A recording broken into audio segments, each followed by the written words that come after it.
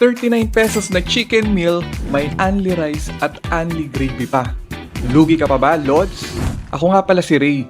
Hindi ako Kapampangan pero dito na ako nakatira.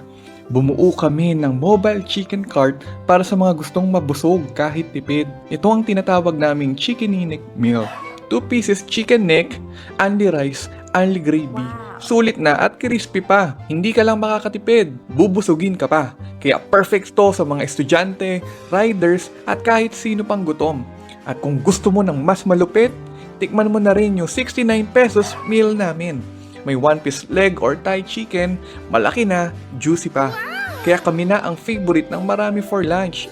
At oo, hanggang gabi open pa rin kami. Salamat sa solar panel namin. Makikita mo kami sa tapat ng Mount Carmel School at sa Our Lady of Fatima University, San Fernando, Pampanga, mula 7 a.m. hanggang gabi.